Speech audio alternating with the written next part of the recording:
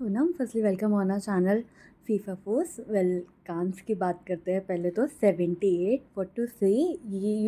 Going to Cannes is again a big thing. What you want to say, how was your experience?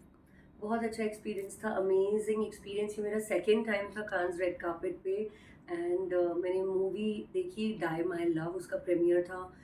7 minute standing ovation मिली उस movie को। Beautiful experience. Yes, last year भी आप थे कांस में and you war a very beautiful sari. And ये बार जो आपका outfit था, हम उस पे आ जाते हैं। आपसे ये जानना चाहेंगे, आप ही डिस्क्राइब कर दो अबाउट योर आउटफिट। तो मेरा आउटफिट था इंडिया को एक ट्रिब्यूट। आउटफिट का नाम था, जो मैंने सोचा था, फीनिक्स राइजिंग। जिस तरह से टेरर अटैक्स हुए हम पे और अ, पूरे कश्मीर एकदम नीचे गिर गया और फिर नीचे से उठा एक बर्ड, फीनिक्स बर्ड की तरह, जो अपने एशेस से उठ के दोबारा बनता है आग की लपटों में से। That was the idea. और ऑफ कोर्स मेरे केप पे हमने इंडिया पे जो सबसे दर्दनाक टेरर अटैक्स हुए हैं, पहलगाम, पुलवामा, उरी, और हमने उन्हें, और मुंबई, हमने उन्हें लिखा अपने केप पे, ताकि दुनिया कभी भूले नहीं। बट ऑडियंस वो चीज़ को गलत ले गई। लोगों का था कि यू आर डिसरिस्पेक्टिंग वो आपने कैसा आउटफिट पहना है, या जो लिखा है वो ऊपर होना चाहिए ना कि on floor. How you see all this things? Fashion ना एक बहुत ही ब्यूटीफुल एक्सप्रेशन होता है हमारा। तो सबका एक्सप्रेशन बहुत पर्सनल होता है। आप क्या मैसेज देना चाहते हैं, सबका एक अलग तरीका होता है। आप मुझे बताइए कि कांस रेड कार्पेट पे अगर मैं अपने फैशन को, अपनी आउटफिट को नहीं यूज़ करूँ, अपना मैसेज देने के लिए, तो क्या करूँ? हाथ पे लिखूँ, मुँह से बोलूँ, क्या कर सकते हैं? हमारे पास तो एक ही टूल है ना, हमारी आउटफिट। तो हमारी आउटफिट को हमने यूज़ किया। अब वो यहाँ लिखना था कि यहाँ लिखना था कि यहाँ लिखना था, ये एक एंडलेस डिबेट है। मैं इसमें नहीं घुसना चाहती। मैं अपने मैसेज के साथ स्टैंड करना चाहती हूँ। वेल, डेफिनेटली मैसेज तो गया, बट समवेयर ऑडियंस ने वो गलत ले लिया। That's in another thing, but you are clearing it here. Cannes को लेकर काफ़ी बात भी हुई है कि अब तो पहले सेलेब्स होते थे, अब तो कोई भी इन्फ्लुएंसर्स चला जाता है। How you see that? मुझे ऐसे लगता है वीरदास ने एक बहुत अच्छी बात बोली थी कि इन्फ्लुएंसर्स अगर गए हैं कांस रेड कार्पेट पे, तो इतना हो हल्ला क्यों, इतनी प्रॉब्लम क्यों? क्या हो गया अगर कंटेंट क्रिएटर्स कांस पहुंच गए तो? क्या एक्टर्स कंटेंट क्रिएटर्स के पॉडकास्ट पे या उनके साथ रील्स नहीं बनाते अपनी फिल्म्स प्रमोट करने के लिए? तो एक फिल्म फेस्टिवल में इन्फ्लुएंसर्स क्यों नहीं जा सकते? और मुझे ऐसे लगता है कंटेंट क्रिएटर्स अगर अपने प्लेटफॉर्म को अच्छे से यूज करें, एक मैसेज देने के लिए एक इंटरनेशनल प्लेटफॉर्म पे, तो व्हाई नॉट? क्या प्रॉब्लम है इसमें? डेफिनेटली। कांस को लेकर काफ़ी बात होती है कि सेलेब्स को तो चलो बैंड प्रमोशन मिल जाते हैं, लेकिन इन्फ्लुएंसर्स को नहीं मिलते। एंड 6-7 लैक्स चले जाते हैं, पे करते हैं to get on red carpet. What's the reality no? देखो, मैंने बहुत सारा इंडिपेंडेंट यूरोपियन सिनेमा किया है, मेड इन हेवन किया है, एक और ओटीटी आ रहा है, क्रिकेट फिल्म की है, कुछ गाने किए हैं। तो मेरा वहाँ जाना लाजमी है, क्योंकि वो सिनेमा के बारे में एक फेस्टिवल है। लेकिन मान लेते हैं कि किसी ने, जो भी क्रिएटर्स इस बार गए, या जो भी किसी ने भी उस टिकट का प्राइस पे किया और वो चले गए, तो क्या प्रॉब्लम है? अगर कोई पैसे देके अपने बिजनेस को ग्रो करना चाह रहा है, खुद की ग्रोथ में इन्वेस्ट करना चाह रहा है, इंडिया को एक इंटरनेशनल प्लेटफॉर्म पे लेके जाना चाह रहा है, वहाँ पे अपनी बात कहना चाह रहा है, तो इस पे इतना हो हल्ला, इतनी प्रॉब्लम क्यों बनाई जा रही है?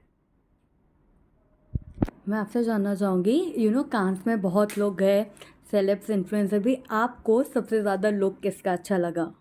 मुझे queen of Cannes Aishwarya Rai मेरी फेवरेट है। उन्होंने जो सिंदूर लगाया, मैं उसे मेटाफोरिकली ऐसे देखती हूँ कि वो ऑपरेशन सिंदूर को भी एक ट्रिब्यूट दे रही थी।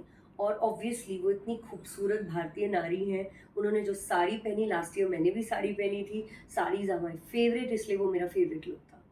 वेल, जैसे आपने कहा सिंदूर, सो यस, उन्होंने भी समवेयर अदिति राव हैदरी एंड आपने भी ऑपरेशन सिंदूर को ट्रिब्यूट दिया है।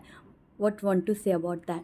देखो, अदिति राव हायद्री और ऐश्वर्या राय जब ऑपरेशन सिंदूर को ट्रिब्यूट देते हैं, तो ट्रोल नहीं होते, क्रिटिसाइज नहीं होते, बल्कि तारीफ होती है। लेकिन अगर हम अपने टेरर अटैक्स की वहाँ जाके बात करते हैं, तो कहा जाता है हमें ट्रोलिंग होती है, हमें क्रिटिसिज्म मिलता है कि अरे ये तो आपने इंसल्ट कर दिया, ये तो स्टंट कर दिया। लेकिन ऐसा कुछ नहीं है। मुझे ऐसा लगता है, अगर हमारे पास एक प्लेटफॉर्म है, एक आवाज़ है, एक वॉइस है, तो हम रिप्रेजेंट करेंगे अपनी कंट्री की बात। इसमें कुछ गलत नहीं है।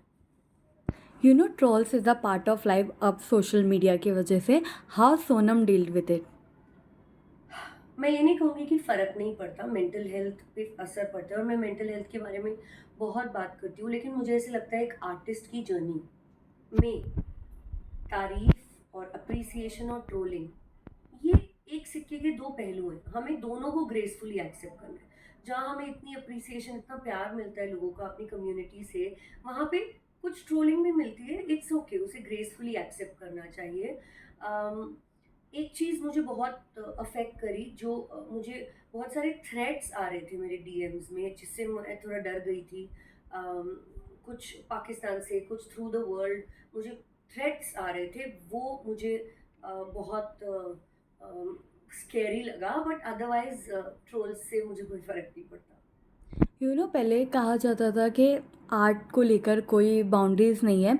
सो एक एक्सपेक्टेशन होता था कि इंडियन सेलेब्स और पाकिस्तान सेलेब्स के कोलैबोरेशन होगी, लेकिन जब ऑपरेशन सिंदूर हुआ, वहाँ के जो सेलेब्स है माहिरा खान, मावरा, फवाद खान, उनका जो रिएक्शन आया था, तो लोगों ने कहा कि यार आप लोग काम करने तो यहीं आते हो और आना चाहते हो, लेकिन बोलना भी हमारी ही कंट्री के अगेंस्ट है।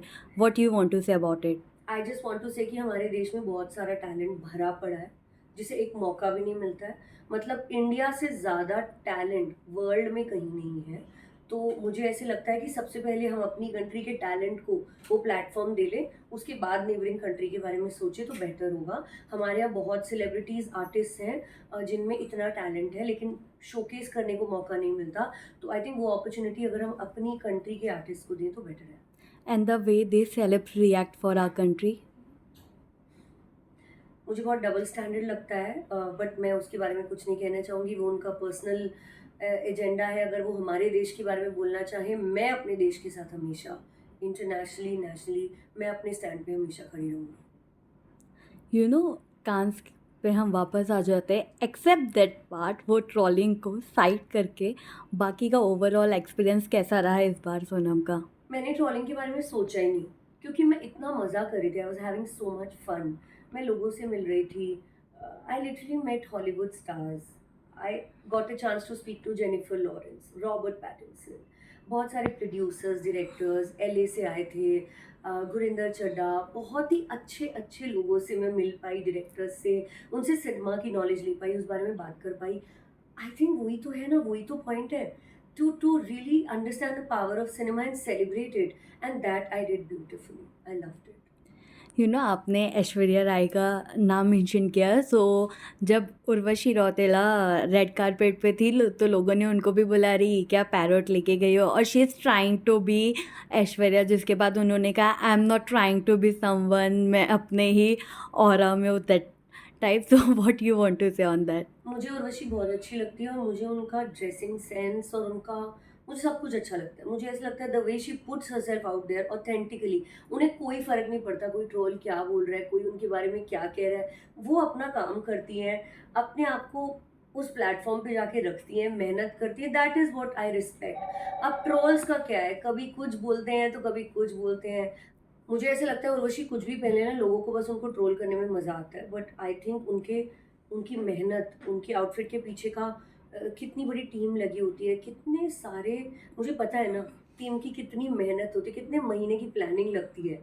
और बस आपका क्या है, आपने तो 1 मिनट में कमेंट लिख दिया, आपने कुछ मीन बातें बोल दी, आपने किसी को किसी से कंपेयर कर दिया, अरे आप तो इसकी कॉपी हो, उसकी कॉपी हो।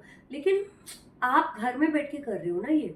अगर आपको इतना शौक है क्रिटिसाइज़ करने का और आप में इतना टैलेंट है, तो आप जाइए उस प्लेटफ़ॉर्म पे, कुछ नया करके दिखाइए, कुछ लेकर आइए नया, इनोवेटिव। तो मुझे ऐसा लगता है कि Urvashi is a very hard working girl, and मैं मिली उनसे कान्स में भी और वैसे भी बॉम्बे में बहुत बार, and she is such a lovely human being to talk to. I mean I love Urvashi.